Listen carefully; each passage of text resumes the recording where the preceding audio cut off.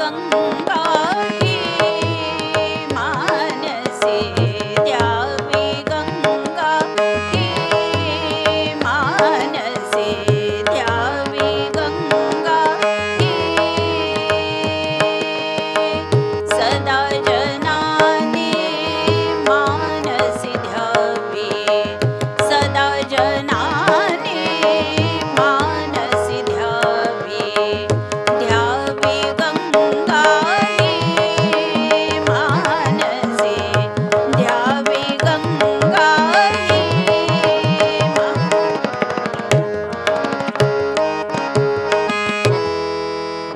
नमस्कार. सगळ्या जगाचं लक्ष लागलेलं आहे ते भारताकडे आणि त्याचं कारण आपल्या सगळ्यांना माहीत आहे. 144 वर्षांनी एक महान योग आलेला आहे आणि त्या सगळ्याचे साक्षीदार आपण आहोत. तो योग आहे प्रयागराज या ठिकाणी आणि या कुंभमेळ्यासाठी जगभरातून अनेक लोक त्या गंगेचं स्नान पान ध्यान करण्यासाठी भारताकडे धाव घेत आहेत. ते तर तो सोहळा अनुभवता आहेतच, पण तुम्ही आम्ही घरात बसलेले असताना सुद्धा टीव्हीच्या माध्यमातून असेल यूट्यूबच्या माध्यमातून असेल आपण घर बसल्या सुद्धा या सोहळ्याचा आनंद उपभोगतोय. कारण आपल्या सगळ्यांच्या जिव्हाळ्याचा विषय आहे गंगा माता. या गंगेमध्ये स्नान करावं ही प्रत्येक भारतीयाची अगदी मनातली इच्छा असते आणि ही इच्छा तर तुमची पूर्ण होणारच आहे. कारण गोइंगो टुरिझम बरोबर मी सौ अस्मिता देशपांडे, कीर्तनकार प्रवचनकार भागवतकार, आपल्यासाठी घेऊन येत आहोत एक अत्यंत आगळा वेगळा कार्यक्रम ज्याचं नाव आहे पंचस्थळी पंचारती गंगा लहरी संगीत प्रवचने. या कार्यक्रमामध्ये हरिद्वार, ऋषिकेश, देवप्रयाग, उत्तर काशी आणि प्रत्यक्ष गंगा जिथून प्रगट झाली ते गंगोत्री या 5 स्थानांना आपण भेट देणार आहोत. तिथलं ऐतिहासिक महत्त्व जाणून घेणार आहोत. तिथे गंगेमध्ये स्नान करणार आहोत, गंगेची आरती करणार आहोत आणि त्याचबरोबरीने पंडित राज जगन्नाथांनी ज्या 52 श्लोकांद्वारे गंगेची महती वर्णन केलेली आहे त्या श्लोकांचं पठण, त्याच्यावर निरूपण, त्याच्यावर असलेली उत्तमोत्तम पद आणि निरूपणासह हा सगळा कार्यक्रम ऐकायला अनुभवायला आपण सगळे जाणार आहोत. गोइंगो टुरिझम बरोबर या कार्यक्रमात पंचस्थळी पंचारती गंगा लहरी संगीत प्रवचने. गंगा ही भारतीयांच्या अगदी मनातली नदी आहे.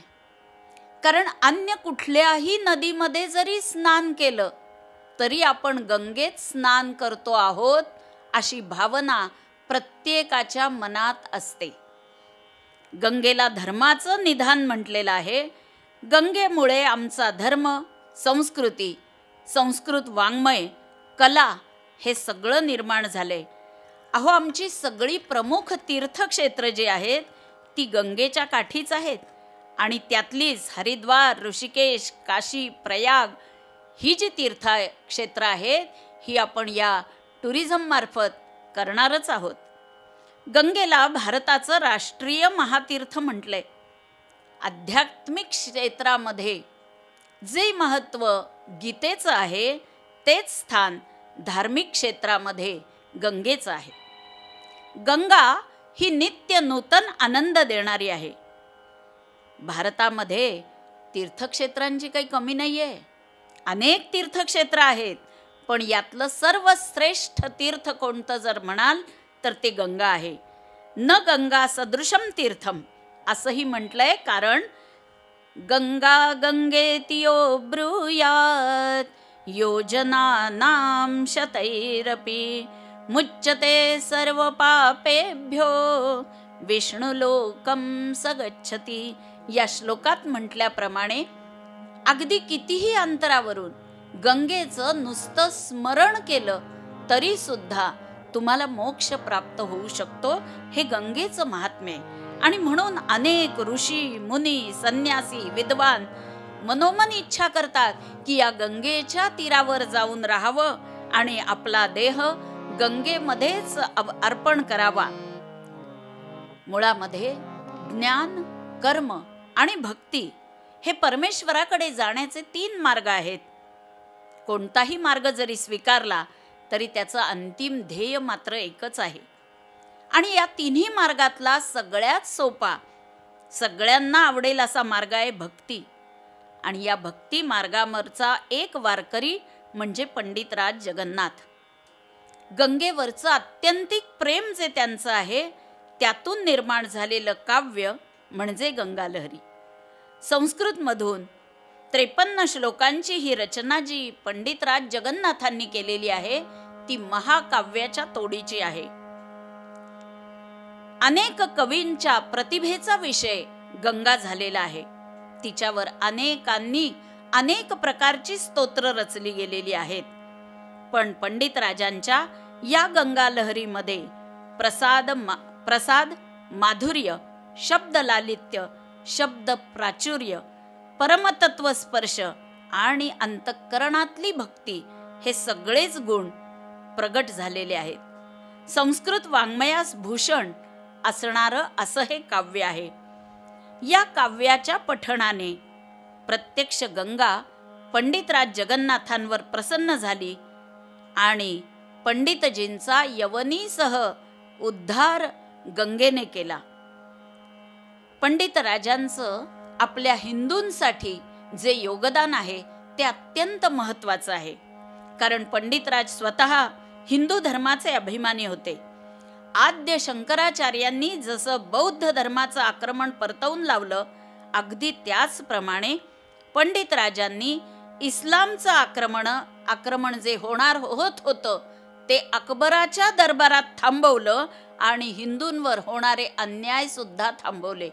आणि त्यामुळेच आज आपण हिंदू म्हणवून घेतो आणि प्रयागराज या ठिकाणी हा गंगेचा जो महाकुंभ मेळा आहे त्याचा आनंद घेऊ शकतोय.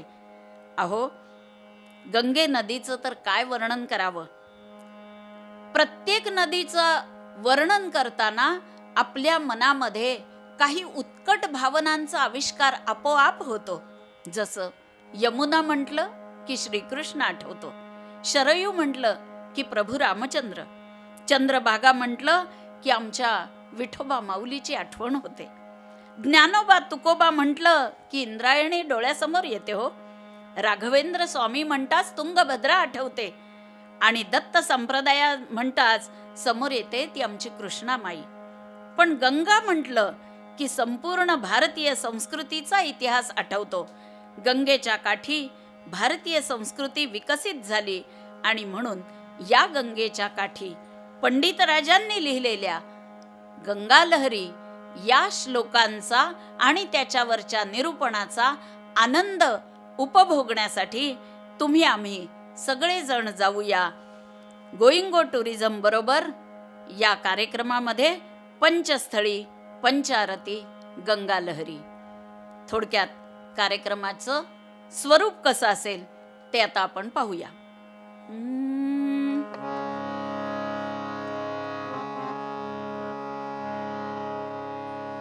जय जय रघुवीर समर्थ. ब्रह्मानंदं परमसुखदं केवलं ज्ञानमूर्तिं द्वन्द्वातीतं गगनसदृशं तत्त्वमस्यादिलक्ष्यम् एकं नित्यं विमलमचलं सर्वदी साक्षिभूतं भावातीतं त्रिगुणरहितं सद्गुरुं तन्नमामि. जय जय रघुवीर समर्थ. गंगेची प्रार्थना करून आपण कार्यक्रमाचा प्रारंभ करूया. श्रीमंगल गंगा अभंगा श्रीमंगल गंगा अभंगा श्रीमंगल गंगा अभंगा शिवोत्तमांगा जी सुभगा शिवोत्तमांगा जी सुभगा शिवोत्तमांगा जी सुभगा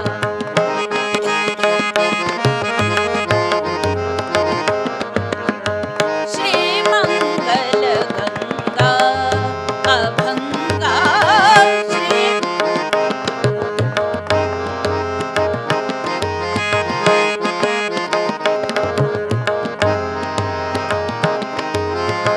श्रीधर चरण क्षालनशीला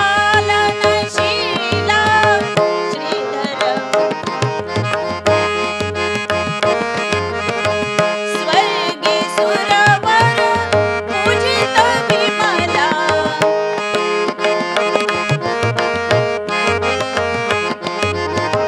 सज्जन दुर्जन मज्जन तरला सज्जन उद्धरी अधमा धम पतिताला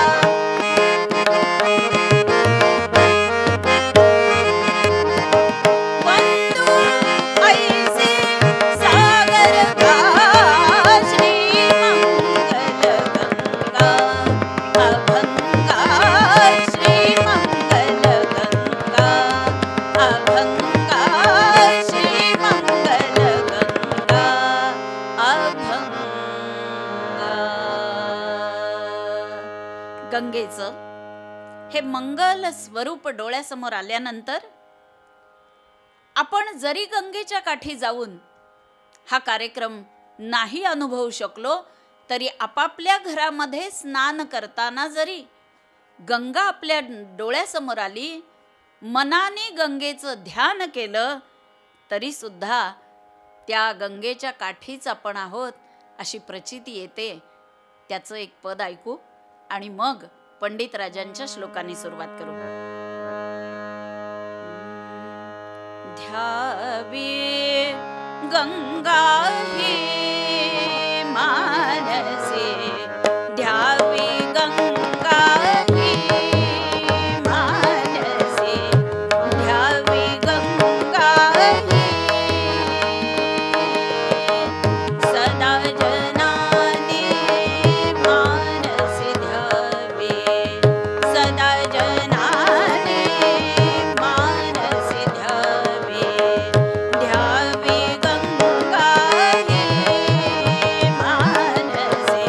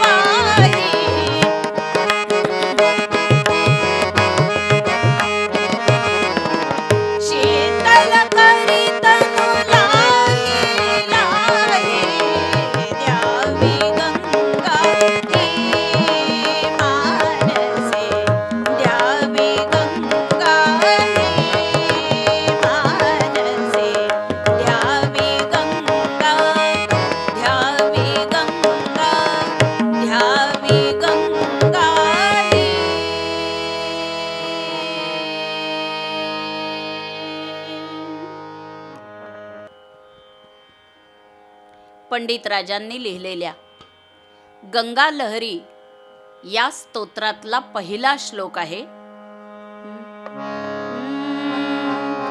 समृद्धं सौभाग्यं सकल वसुधाया किमपि तन् महैश्वर्यं लीला जनित जगतः खंड परशोः श्रुतीनां सर्वस्वं सुकृतमथ मूर्तं सुमनसा सुधा सौंदर्यन्ते सलिलमशिवन्नश्चमयतु गंगा माता की जय.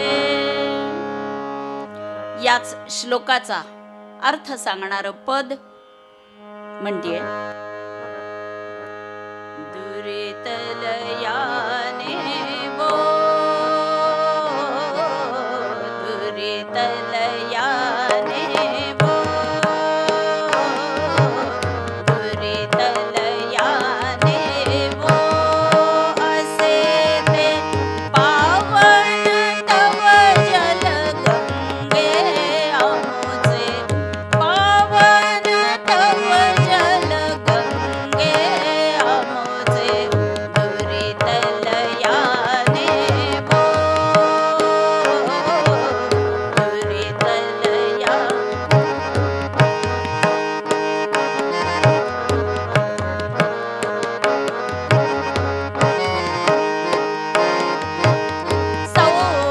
सौभाग्याची या वसुधेचे सौभाग्य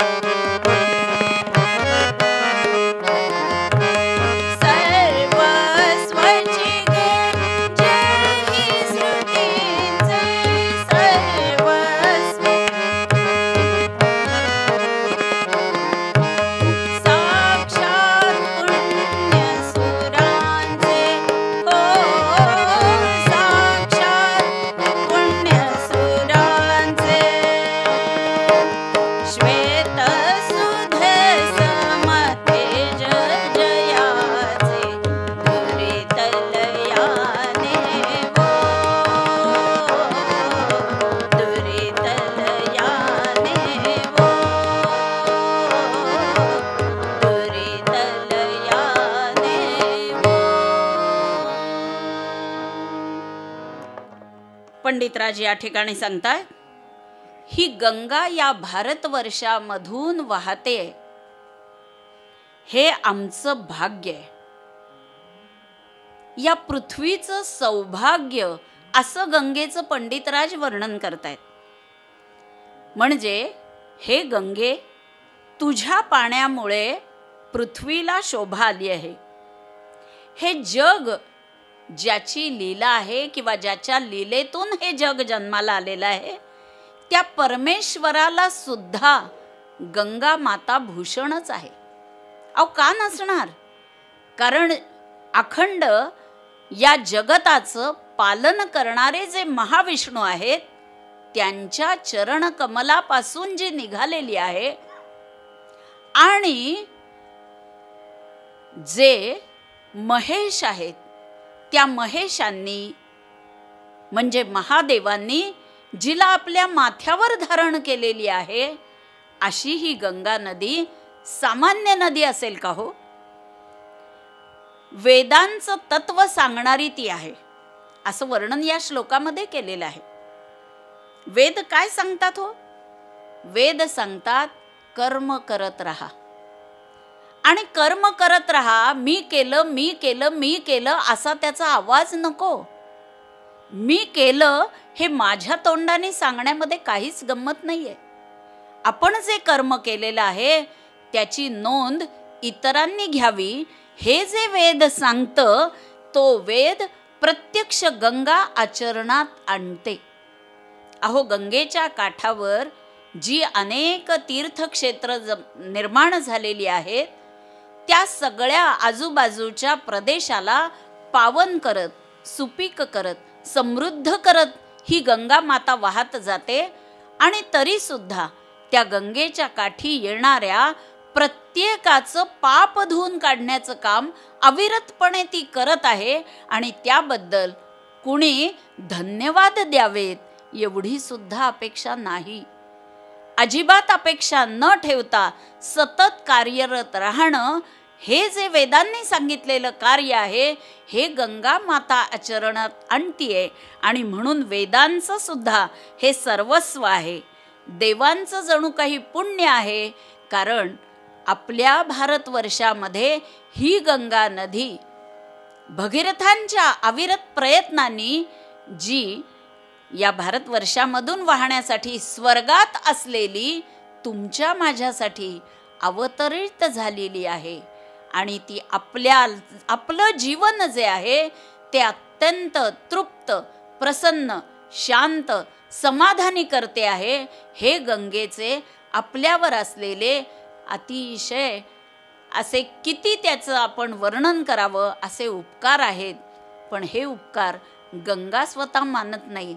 ते माझं कर्तव्य आहे या भावनेने अखंडपणे ती हे करतेच आहे. असं हे जे जल आहे, पंडित राजांची कवी कल्पना अशी आहे की या वाहणाऱ्या जलाला ते प्रार्थना करतायत की हे गंगेच्या जला, आमचं जे अमंगल आहे ते तू धुवून टाक आणि आम्हाला पावन कर. आम्हाला आता तुम्ही म्हणाल आमच्यातलं अमंगल बाहेर काढायचं, अमंगल दूर करायचं. आमच्यात काय अमंगल आहे? अहो, आमच्यामध्ये अमंगल काय नाही. आमचे जर विचार आम्ही पाहिले, नशिबाने ते दुसऱ्याला कळत नाहीयेत म्हणून ठीक आहेत, पण अनेक वेळा आपल्याच मनामध्ये जे विचार येतात त्याची आपल्यालाच लाज वाटावी अशाही प्रकारचे विचार असू शकतात. आणि म्हणून मनातल्या या ज्या भावना आहेत, मनाचा मळ धुवून काढणं, कारण वरवर स्वच्छता आम्ही रोज करतो हो स्नान करून, ती अपेक्षित नाहीच आहे. ती करणं गरजेचं आहे, जरुरीचं आहे आरोग्यशास्त्राच्या दृष्टीने. पण अध्यात्माच्या दृष्टीने मनाचा मळ निघणं, मन स्वच्छ होणं हे अपेक्षित आहे. कारण ज्याचं मन निर्मल झालं, भगवंताकडे जाण्याची एक एक पायरी त्यांनी चढायला सुरुवात केली. आणि म्हणून परमार्थात पावलं टाकणाऱ्या तुमच्या माझ्यासारख्या प्रत्येकाला ही गंगा आपल्याला एक उदाहरण घालून देते. आणि त्यामुळे त्या गंगेचं स्तवन करणं हे आपल्या दृष्टीने अतिशय महत्त्वाचं आहे. गंगेला आपण आई म्हणतो. तुम्हा आम्हा सगळ्यांची ती मैया आहे, ती गंगा माता असाच तिचा उल्लेख केला जातो. आणि प्रत्यक्षामध्ये पंडित राजांना ही प्रचिती आली की अनेक राजांकडे जाऊन अनेक प्रकारचं वैभव मिळून सुद्धा जीवनामध्ये असे प्रसंग आले की त्यावेळेला आपलं कोणीच नाही. आणि पंडित राजांना वाटतंय आयुष्याच्या अखेरीला का होईना ह्या गंगेच्या काठी मी आलो. माते, मी आधीच तुझा आश्रय घेतला असता तर ही अवस्थाच मला प्राप्त झाली नसती. आता या ठिकाणी मी आलोय. आई, तू माझा स्वीकार कर. आपलं मूल जरी चुकतंय, बोबडंय, वेडीवाकडी पावलं टाकतंय, अडखळतंय, धडपडतंय, तरी सुद्धा ती माता त्याचा अव्हेर करत नाही. त्याचप्रमाणे मी चुकलो, पण आता मी तुझ्याजवळ आलोय, मला आईच्या वात्सल्याने, ममतेने जवळ घे अशी प्रार्थना पंडितराज एक बालक बनून करतायत. आणि आपल्याही सगळ्यांची तीच भावना आई गंगेकडे जाताना असायला हवी. दुसऱ्या श्लोकामध्ये पंडितराज वर्णन करतायत.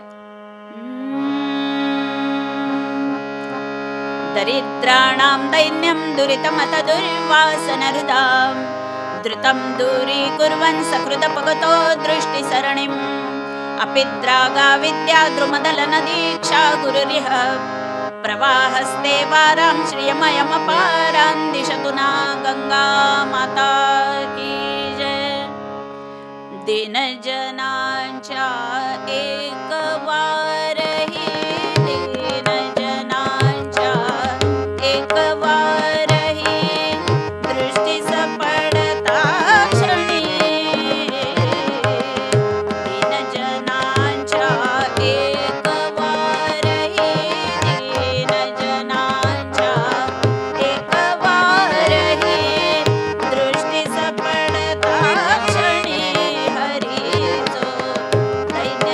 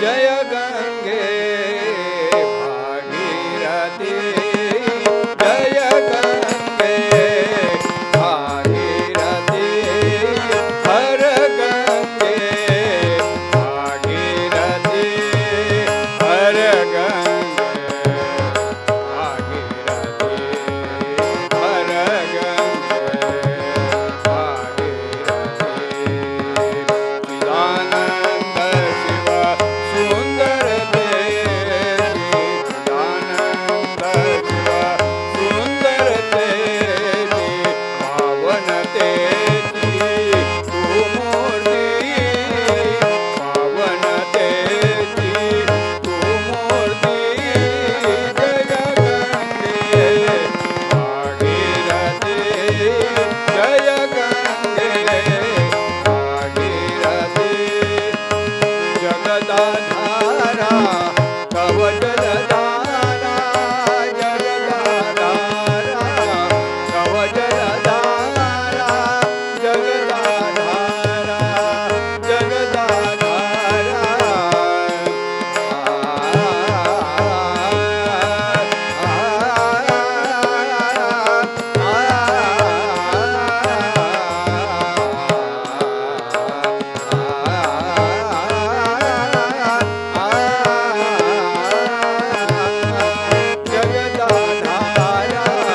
तव जलधारा अमृत मधुरा कांतिमती अमृत मधुरा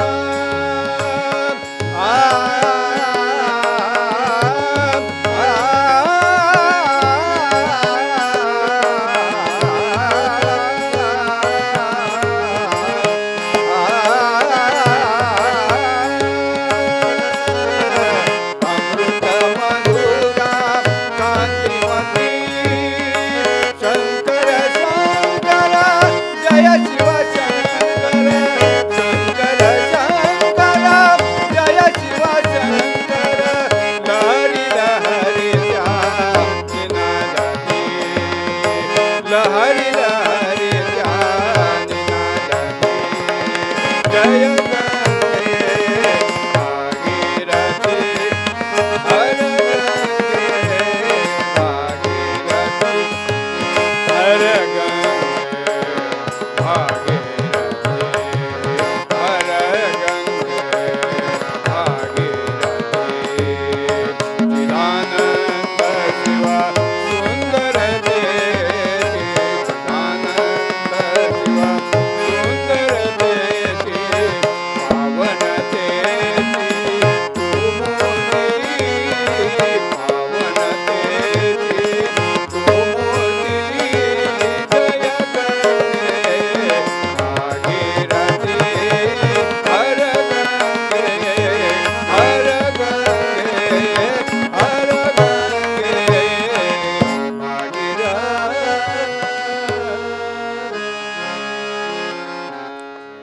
आत्ता आपण एखाद दुसऱ्या श्लोकाचा फक्त विचार केला.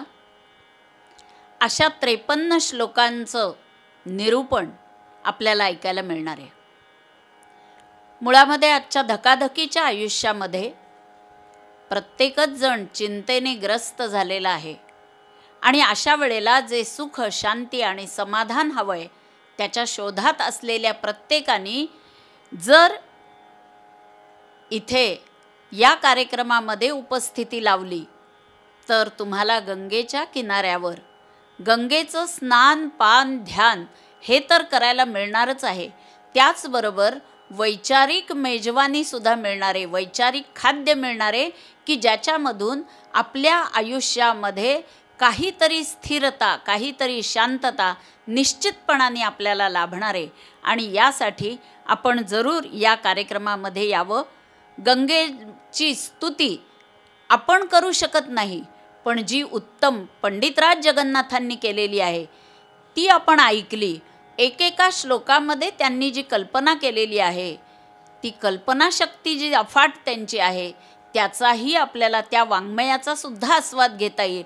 आणि कदाचित न जाणो तुमच्यापैकी एखाद्याला सुद्धा अशा प्रकारची काहीतरी स्फुरण नक्की होऊ शकतं आणि ते होण्यासाठी आपण जरूर या कार्यक्रमामध्ये यावं. पंडित राजांनी जे संस्कृतमधून गंगा लहरी या काव्यातून श्लोक लिहिलेले आहेत, त्या श्लोकांचा विचार, त्याचं श्रवण, मनन, चिंतन आपल्याकडून होणारच आहे. म्हणजे ही केवळ माझ्याकडूनच गंगा मातेची स्तुती होतीये असं नाही, आपणही त्याच्यामध्ये सहभागी होणार आहात. आणि आपला हा सहभाग, गंगेच्या प्रती असलेलं आपलं प्रेम आणि गंगेबद्दलचं या श्लोकांच्या माध्यमातून होणारं मनन चिंतन जे आहे, ही सेवा नक्की गंगा मातेपर्यंत पोचेल आणि गंगेचा आशीर्वाद तुम्हा आम्हाला सगळ्यांना अगदी नक्की मिळेल. या हेतूने आपण या कार्यक्रमात अगदी जरूर सहभागी व्हा. कारण आपण गंगेमध्ये जिथे शक्य आहे तिथे स्नानही करणार आहोत. या 5ही ठिकाणी आपण गंगेची आरती करणार आहोत आणि त्याचबरोबर ह्या श्लोकांचंही पठण होणार. त्याचबरोबरीने त्या श्लोकांचा अर्थही तुम्हाला कळणार. तेव्हा गंगामय होऊया, गंगेमध्ये जाऊन आपण पावन होऊया. असंच तुकडोजी महाराजांचं गंगेबद्दलचं पद म्हणते आणि समारोप करते. गंगे तुझ्या तीरा